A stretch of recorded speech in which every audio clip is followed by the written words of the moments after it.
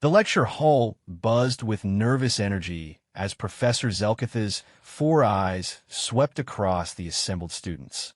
Representatives from 17 different species filled the tiered seating, their varied forms creating a colorful tapestry of galactic diversity. Crystalline Vorthax sat rigid in their specially designed seats, while the gaseous Newmans floated in containment spheres near the ceiling.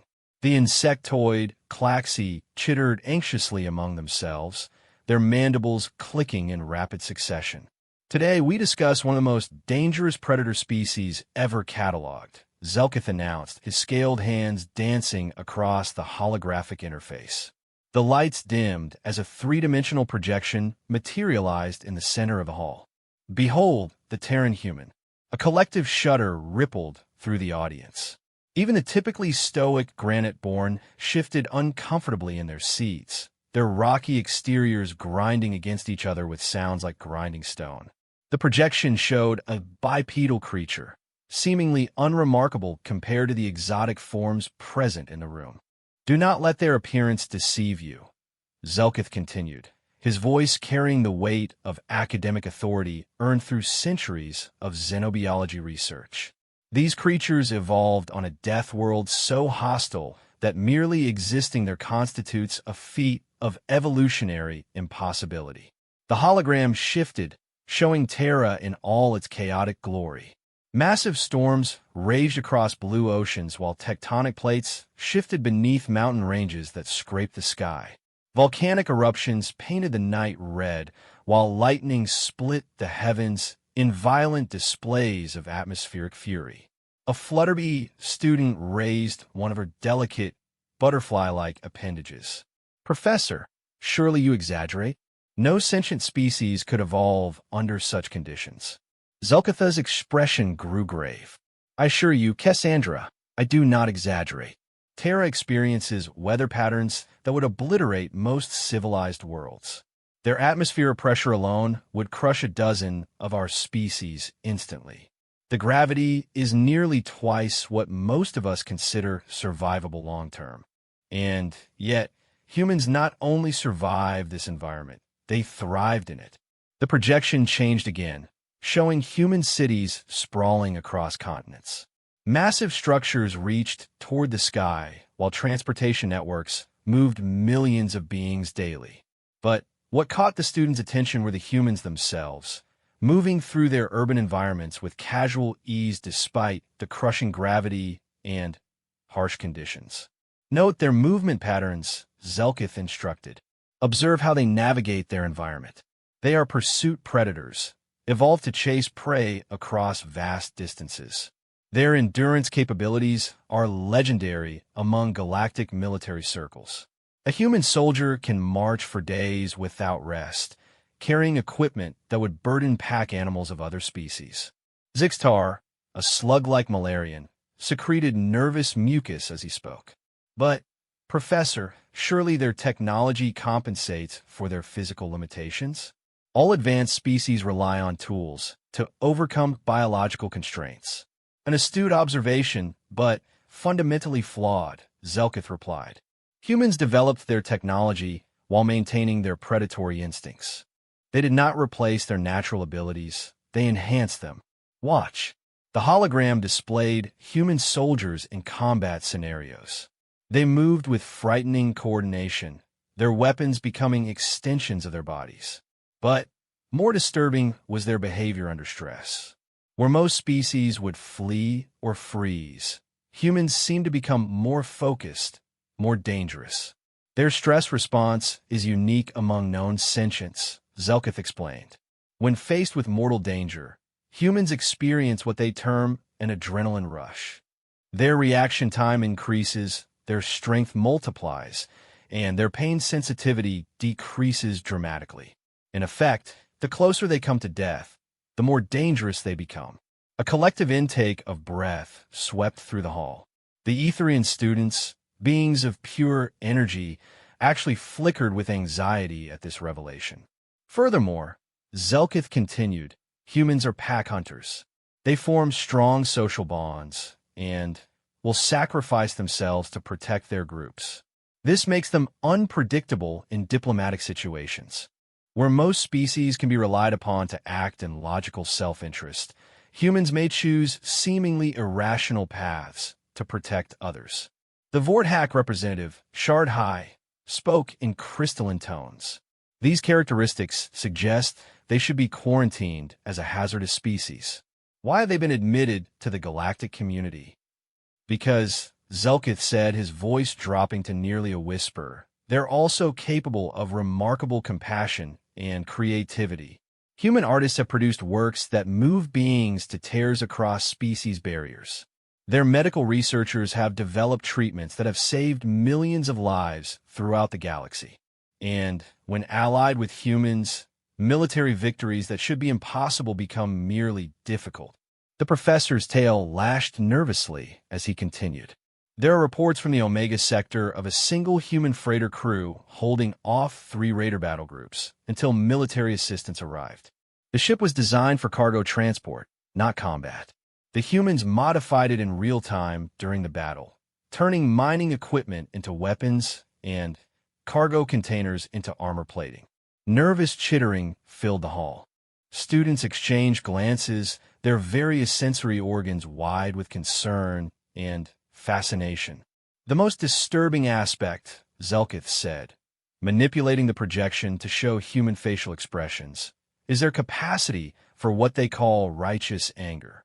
When humans perceive injustice, particularly against those they consider innocent or helpless, their typical restraint vanishes. They become capable of acts of violence so swift and decisive that even veteran soldiers of other species describe them as terrifying. The hologram showed archived footage from the Centauri liberation. Human forces, vastly outnumbered, had nonetheless routed the oppressive hegemony forces in a series of battles that military historians still studied in disbelief. Note their tactical adaptability, Zelkith pointed out. Humans seem capable of developing new strategies in real time. They learn from each encounter and modify their approach accordingly. This makes them incredibly dangerous opponents and invaluable allies. A WISP student, barely visible as a shifting aurora of light, posed a question in harmonious tones. Professor, how do we interact safely with these creatures if we encounter them? Excellent question, Lemura, Zelkith replied. First, never threaten a human's companions or anyone they have accepted responsibility for protecting. Second, be honest in your dealings with them. Humans have an almost supernatural ability to detect deception, and they react poorly to being lied to. Third, respect their personal space and cultural practices. Many human societies have complex honor codes that, if violated, can trigger violent responses. The projection shifted to show various human cultural practices. Students watched in fascination as humans performed ritualistic combat sports, extreme survival challenges, and complex social ceremonies that often involve controlled violence or displays of physical prowess. Observe their recreational activities, Zelkith noted. What other species do for survival, humans often do for entertainment. They voluntarily subject themselves to physical hardship, danger, and pain as forms of leisure. This suggests a psychological resistance to trauma that borders on the incomprehensible. A tentacled philosopher from the depths raised several appendages. Professor, you speak of humans as though they are uniformly dangerous. Surely there is variation within their species? Indeed there is, Zelkith acknowledged. Some humans dedicate their lives to healing, art, or peaceful pursuits. But even these peaceful humans retain their species' fundamental characteristics. A human doctor will fight to save a patient with the same intensity that a human soldier fights in battle. A human artist will endure poverty and hardship to pursue their vision with determination that would break other species. The professor's scales shifted color, displaying his increasing agitation. Moreover, humans bond across species lines with disturbing ease. They form emotional attachments to other sentients with little regard for biological compatibility. This means that threatening any being under human protection triggers the same response as threatening a biological family member. Stories began to circulate through the hall in whispered conversations. Tales of human merchants who had bankrupted themselves to pay medical bills for alien crew members. Accounts of human explorers who had given their lives to save archaeological teams studying dangerous ruins. Reports of human diplomats who had deliberately provoked interstellar incidents to protect refugee populations. The Galaxy Watch maintains a saying, Zelkith continued, "Where you find humans, you find either absolute peace or total war, with nothing in between." This reflects the human tendency to create stable environments through the application of overwhelming force when necessary. The projection showed peaceful trade stations where humans worked alongside dozens of species in perfect harmony. Then, it shifted to battle footage where those same humans defended their installations against pirate attacks with devastating efficiency. Note the transition speed, Zelkith emphasized. Humans can shift from peaceful cooperation to lethal combat in seconds. They do not require preparation time, equipment changes, or psychological adjustment. The merchant who is sharing lunch with you may become a deadly combatant if circumstances require it. Young Cassandra raised her appendage again. But, Professor, surely their government regulates this behavior? Most species have social structures that control individual violence. Zelkith's laugh was not entirely pleasant. Human governments are composed of humans. Their military forces, their police organizations, their diplomatic corps, all humans. Their social controls are designed to channel their aggressive tendencies, not eliminate them. Human law enforcement officers are simply humans authorized to use violence in service of their society's goals. The students absorbed this information with varying degrees of alarm. The concept of a species that could not be fundamentally changed by civilization was alien to most galactic cultures. Furthermore, the professor added, humans have developed philosophy and ethics around their violent capabilities. They have concepts like just war, protective violence, and necessary force that allow them to maintain moral frameworks while engaging in actions that would traumatize other species. The hologram displayed human military ceremonies, showing soldiers receiving honors for acts of valor that had saved countless lives through the application of deadly force. The cognitive dissonance was visible among the students as they struggled to understand how a species could simultaneously celebrate peace and honor warriors. In practical terms, Zelkith concluded this portion of his lecture. If you encounter humans in your future careers, remember that they are simultaneously the most dangerous and most reliable allies in the galaxy. They will die to protect you if they accept you as part of their group, but they will also kill to protect you with equal determination. The weight of this information settled over the lecture hall like a heavy blanket. Students who had grown up in peaceful, rational societies struggled to comprehend a species that could embody such contradictions. Tomorrow, Zelkith announced, we will examine specific case studies of human behavior under extreme conditions. I strongly recommend reviewing the supplementary materials on human cultural practices before our next session. Class dismissed. As the students filed out, their conversations were subdued and thoughtful. The universe had suddenly become a more complex and dangerous place, populated by beings whose very nature challenged everything they thought they knew about civilized behavior.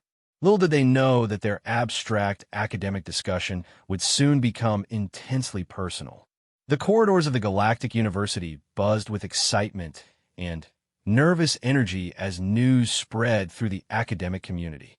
After 16 cycles of theoretical study about dangerous species, the xenobiology department had achieved what many considered impossible.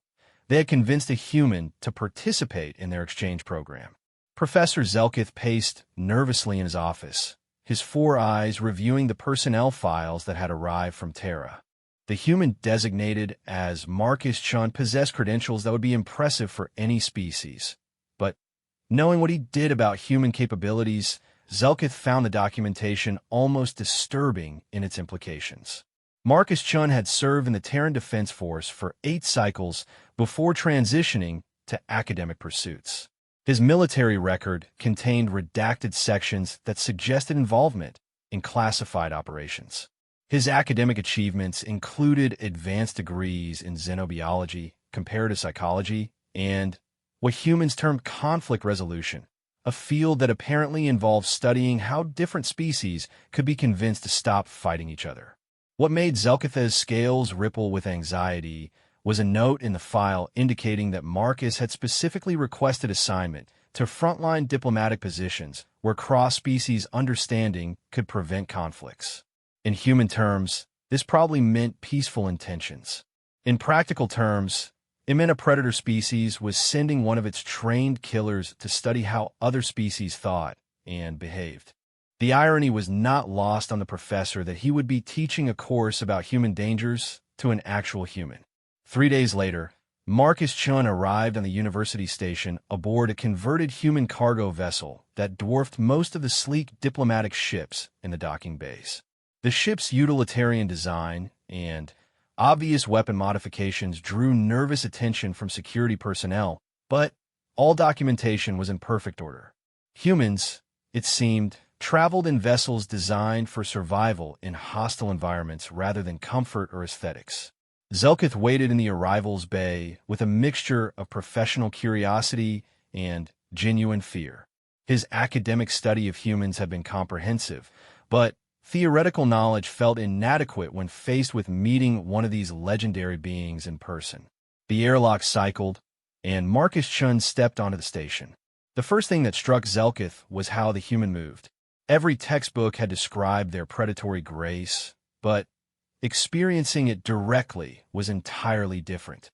Marcus walked with the fluid efficiency of a being that had never doubted its place at the top of the food chain. His movements seemed casual, but Zelkith's trained, I caught the subtle signs of constant awareness. The way his head turned to catalog potential threats, how his hands remained loosely positioned near equipment on his belt, the slight forward lean that suggested readiness to move instantly in any direction. Marcus stood approximately average height for a human, which meant he towered over most species on the station. His dark hair was cut in a style that suggested military precision, and his clothing was practical rather than decorative. What captured Zelkith's attention most were the human's eyes, dark brown, orbs that seemed to absorb and process information at an almost supernatural rate. "Professor Zelkith?" Marcus asked, extending his hand in the human greeting gesture. His voice carried the calm confidence that humans apparently maintained even in unfamiliar situations. Zelkith gingerly touched the offered hand with one of his manipulator appendages, trying not to flinch at the warmth and strength of the contact. Human body temperature ran significantly higher than most species, another adaptation to their hostile homeworld. "Welcome to Galactic University," Zelkith managed. "I trust your journey was comfortable?" Marcus smiled, displaying the predatory teeth that had featured prominently in the professor's nightmares since learning of this assignment. "Very smooth, thank you. I'm looking forward to participating in your xenobiology program. It's a unique opportunity to see how other species perceive humanity." The casual way Marcus mentioned this made Zelkith's blood chill. The human was fully aware that he would be studying his own species as a subject of academic investigation, and he seemed genuinely interested in the results. As they walked through the station corridors, Zelkith noticed how other beings reacted to Marcus's presence. Conversations quieted as they passed. Students pressed against walls to provide extra space, their instincts recognizing a predator even if their conscious minds couldn't identify the source of their unease. Security personnel tracked their movement with obvious attention, hands drifting toward non-lethal deterrent devices. Marcus seemed oblivious to the effect he was having, chatting pleasantly about the station's architecture and asking thoughtful questions about the various species they encountered.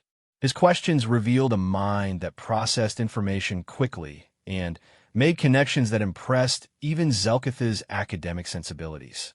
"The Vorthak crystal formations are fascinating," Marcus observed, watching a group of crystalline beings navigate the corridor. Their light-based communication system must create interesting social dynamics. Do they experience anything analogous to privacy, or is all communication inherently public? Zelkith blinked in surprise. It was an insightful question that went to the heart of Vorthack sociology, demonstrating that Marcus had done significant preparation for this assignment. Privacy, as we understand, it is indeed a foreign concept to them, Zelkith replied. Their society developed along entirely different lines as a result. It creates fascinating challenges in mixed-species environments. I can imagine, Marcus said thoughtfully. Humans place enormous importance on private thoughts and communications.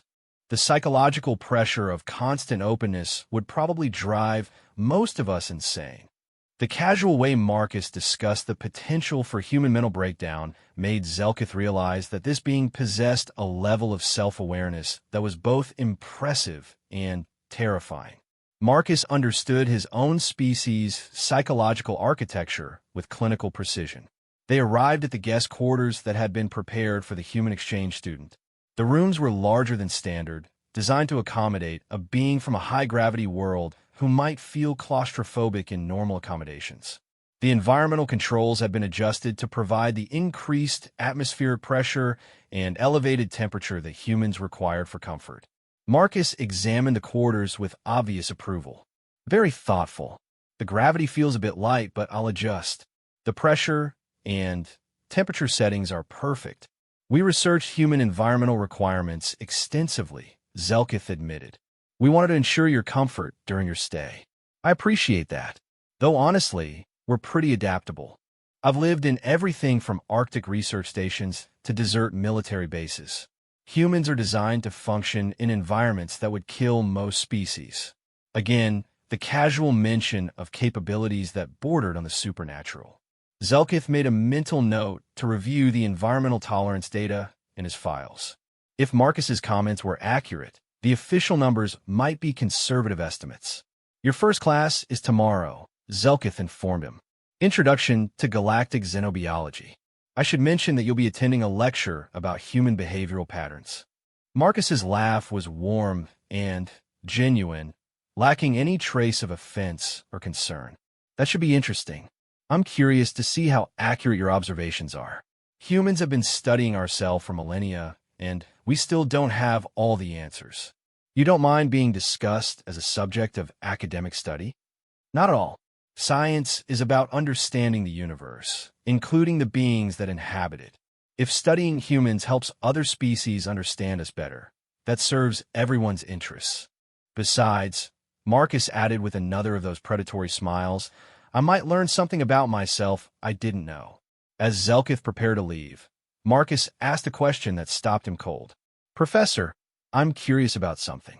In your studies of human psychology, have you encountered information about our protective instincts? Specifically, how we respond to threats against those we consider under our protection? Yes, Zelkith replied carefully. Your species' pack-bonding behaviors are well documented. Why do you ask? Marcus's expression grew serious for the first time since his arrival. Because I've already begun forming attachments to the beings I've met here. The student who helped carry my equipment was obviously nervous, but determined to be helpful. The security officer who processed my documentation was professional and courteous despite clearly being uncomfortable with my presence. In human psychology, this kind of positive interaction triggers protective responses. Zelkith felt his scales shift color involuntarily. You're saying that you've already begun to consider station personnel as part of your social group. It's not a conscious decision. Humans bond quickly with beings who treat us with respect and kindness. It's an evolutionary advantage that helped us survive in hostile environments by building cooperative relationships. But it also means that I'm already beginning to feel personally responsible for the safety and well-being of people here. The implications hit Zelkith like a physical blow. In less than one day, the human had begun forming the protective bonds that his lectures had described as one of the most dangerous aspects of human psychology. Marcus wasn't just a student anymore. He was becoming guardian. I wanted you to be aware of this, Marcus continued, because it affects how I'll respond to any threats or problems that arise during my stay. My human instincts won't distinguish between theoretical dangers and real ones. If someone on this station is threatened, I'll respond as if they were family. The professor struggled to process this information. Marcus was essentially warning him that the protective behaviors described in academic theories were now a practical reality aboard their peaceful research station. Is this something you can control? Zelkith asked. Marcus considered the question seriously. To some extent, I can choose how I act on my instincts, but I can't choose whether to have them. It's like asking if you can control your fear response. The emotion happens automatically. You can only control what you do about it. As Zelkith walked back to his office, his mind raced with implications. The human exchange program had seemed like a valuable research opportunity. Now it felt like they had invited a guardian predator to take up residence in their academic community. Marcus Chun might be a scholar and a diplomat, but he was also a human who had begun forming protective bonds with the beings around him. The professor's lecture notes suddenly felt inadequate. How do you teach about human protective instincts when there's a human in the classroom who might be experiencing them in real time? Tomorrow's class would be more than an academic exercise. It would be a practical demonstration of everything they had theorized about human psychology. Zelkith could only hope that his students were prepared for the reality of interacting with the galaxy's most protective predators. The university had wanted to study humans up close. They were about to discover that humans also studied back, and their method of research involved becoming personally invested in the safety and well-being of everyone around them. The morning of Marcus's first xenobiology class arrived with a tension that seemed to permeate the entire university station. Word had spread through the academic community about the human exchange student, and the lecture hall filled earlier than usual as students arrived to catch their first glimpse of the legendary predator species they had been studying in theory. Professor Zelkith reviewed his notes one final time, his 4 eyes scanning material he had presented dozens of times before. But today felt different. Today he would be discussing human behavioral patterns while a human sat in his classroom, potentially experiencing those very patterns in real time. The academic exercise had become uncomfortably personal. Students filed into the tiered seating with unusual quiet. The typical pre-class chatter was subdued as beings from across the galaxy settled into their seats, sensory organs trained on the entrance where the human would appear. The anticipation was almost palpable, a mixture of scientific curiosity and primal caution that spoke to instincts older than civilization. Cassandra, the delicate Flutterby student, chose a seat near the exit. Her butterfly-like wings trembled with nervous energy as she arranged her note-taking materials. Beside her, Zixtar secreted nervous mucus that created small puddles around his seat. The Vorthack students had clustered together, their crystalline forms creating prismatic patterns that reflected their agitated state. 5 minutes before class began, Marcus Chun entered the lecture hall. The effect was immediate and profound. Conversations stopped mid-sentence as every being in the room turned to observe the human. Marcus paused at the entrance, his dark eyes sweeping the assembled students with the calm assessment that Zelkith had noted during their first meeting. There was no aggression in his posture, but the predatory awareness was unmistakable. "Good morning, everyone," Marcus said, his voice carrying easily through the lecture hall. The simple greeting somehow made the situation more surreal. Here was one of the galaxy's most dangerous species offering polite social interaction to beings who had spent weeks studying him as a theoretical threat. Marcus selected a seat in the middle section, neither trying to dominate the room from the front nor hiding in the back. As he moved, students automatically shifted to provide space, their instinctive responses overriding conscious thought. The human seemed genuinely unaware of the effect he was having, settling into his seat with the casual confidence that apparently characterized the species. Professor Zelkith began his lecture, his scaled hands trembling slightly as he activated the holographic displays. Today we continue our examination of predator species integration into galactic civilization.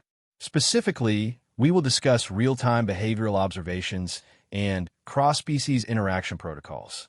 The projection materialized, showing the familiar image of a human figure.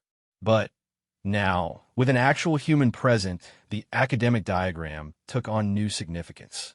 Students found themselves glancing between the hologram and Marcus, noting similarities and differences between theoretical knowledge and living reality. As we discussed previously, Zelkith continued, humans exhibit pack-bonding behaviors that can be triggered by positive social interactions. This represents both an opportunity for peaceful coexistence and a potential complication in diplomatic situations. Marcus raised his hand with the same casual motion he might use to swat an insect. The simple gesture caused a collective intake of breath from the student body. "Yes, Marcus." Zelkith managed, his voice steadier than he felt. "Professor, I wonder if it might be helpful for the class to understand that human pack bonding isn't a conscious decision. From our perspective, it's simply how friendship and loyalty develop. We don't wake up one morning and decide to protect someone. The protective feelings emerge naturally from positive interactions." The clinical way Marcus described his own psychological processes was fascinating and terrifying in equal measure. He spoke about protective instincts the way other beings might discuss breathing, as an automatic function that required no conscious control. "An excellent point," Zelkith replied. "This automatic nature of human social bonding makes it difficult for other species to predict when a human might consider them part of their protected group. The triggers appear to be related to perceived trustworthiness, shared experiences, and mutual respect." Young Lamera, the WISP student, flickered with curiosity as she posed a question. "Marcus, if I may ask, how do humans determine when someone becomes worthy of protection? Is there a specific threshold or ceremony?" Marcus smiled, apparently delighted by the academic interest in his species psychology. "It's more gradual than that.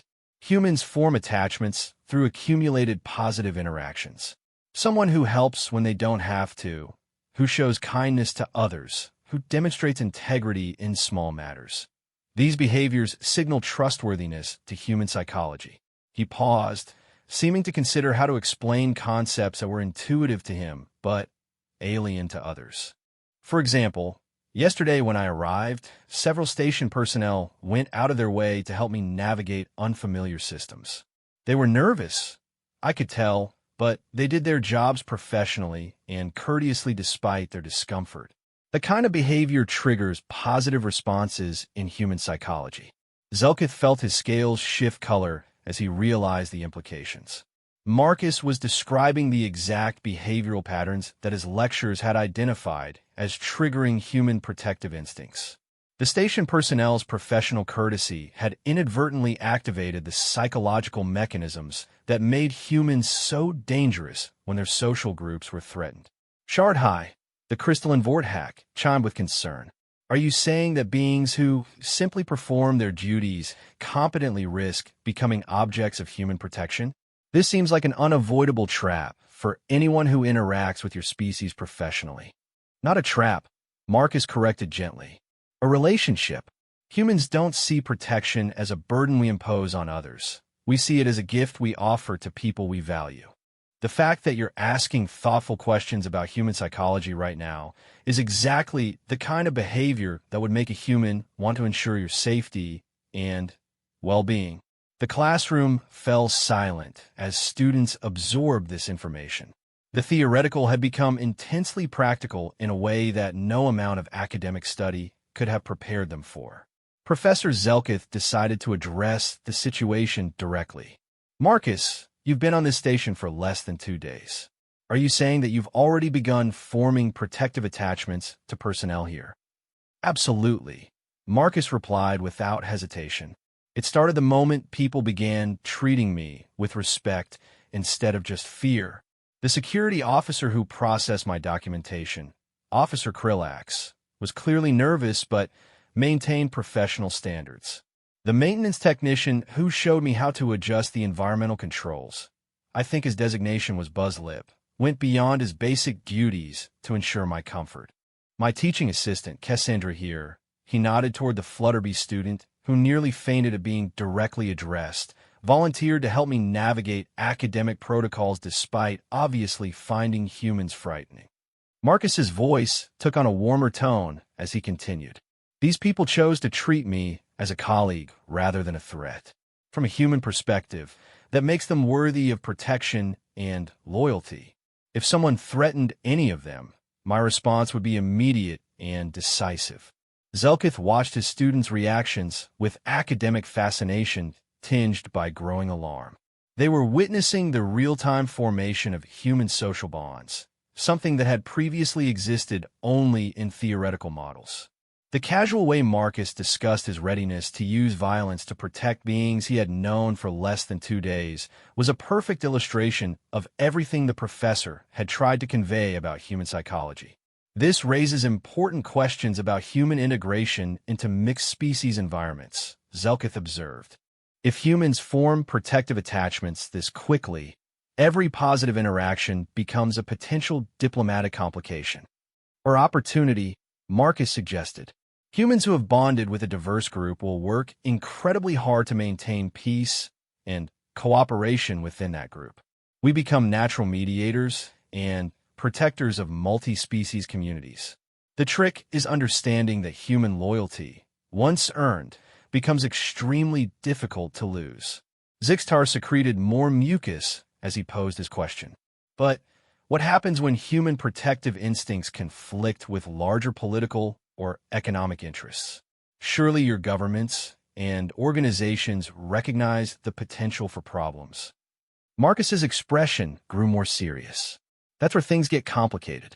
Humans have concepts like just following orders and greater good that allow us to override personal attachments in some situations. But we also have equally strong concepts about doing the right thing and protecting the innocent that can override official policies. He leaned forward slightly, his dark eyes intense. If I received orders that would harm people I've come to care about, I have to make a choice between official duty and personal loyalty. Most humans would choose personal loyalty, especially if the people involved had done nothing to deserve harm. The implications of this statement rippled through the classroom like a shockwave. Students exchanged nervous glances as they realized they were hearing about the psychological mechanisms that could turn a peaceful academic exchange into a diplomatic crisis. Professor Zelkith's tail lashed with agitation as he processed what Marcus had just revealed. The human exchange student had essentially announced that he would prioritize the safety of university personnel over the policies of his own government, if circumstances required such a choice. It was simultaneously reassuring and terrifying. This illustrates one of the most challenging aspects of human psychology, Zelkith told his class. Their social bonding mechanisms can override hierarchical authority structures. A human soldier might disobey orders to protect civilian populations. A human diplomat might sabotage negotiations to prevent harm to local communities they've befriended. We call it having a conscience, Marcus added with another of his unsettling smiles. It's considered a virtue in most human cultures, though it can complicate military and political operations. Cassandra gathered enough courage to address Marcus directly. Are you saying that humans routinely disobey authority when they disagree with orders? Not routinely, Marcus clarified, but humans have a strong sense of personal responsibility that can override obedience when we perceive fundamental moral conflicts. We're taught from childhood that following orders isn't an excuse for participating in actions we know are wrong. The weight of this revelation settled over the classroom like a heavy blanket. The students were beginning to understand that humans weren't just physically dangerous. They were psychologically unpredictable in ways that challenged the foundations of organized society. Marcus seemed to sense their growing unease. I know this sounds alarming, but remember that these same characteristics make humans incredibly loyal allies. When we commit to protecting something, we don't change our minds easily. When we give our word, we keep it even when circumstances change. When we accept responsibility for something, we follow through regardless of personal cost. The question, Professor Zelkith said slowly, is how other species can safely interact with beings whose loyalty is so powerful and whose moral convictions can override institutional authority. The same way you safely interact with any intelligent species, Marcus replied, with honesty, respect, and genuine care for mutual well-being. Humans respond well to beings who demonstrate integrity and concern for others. We respond poorly to deception, exploitation, and callous disregard for suffering. As the class period drew to a close, students sat in contemplative silence. Their theoretical understanding of human psychology had been transformed into practical knowledge through direct interaction. The predator species they had studied in academic safety was now a colleague who had casually announced his readiness to protect them with violence while simultaneously expressing genuine care for their well-being. Professor Zelkith dismissed the class with assignments that suddenly felt inadequate. How could academic exercises capture the complex reality of human social dynamics that they had witnessed in real time? As students filed out of the lecture hall, many paused to nod respectfully toward Marcus or offer tentative greetings. The human responded to each interaction with warm courtesy, apparently delighted by their interest in cross-species communication. Watching this, Zelkith realized that his students were now part of an ongoing experiment in human social psychology. Marcus Chin wasn't just studying at their university. He was actively forming the protective bonds that would make him one of the most dangerous beings in the galaxy if anyone threatened his new academic community. The professor's warning lectures about human protective instincts had become a daily reality aboard their peaceful research station.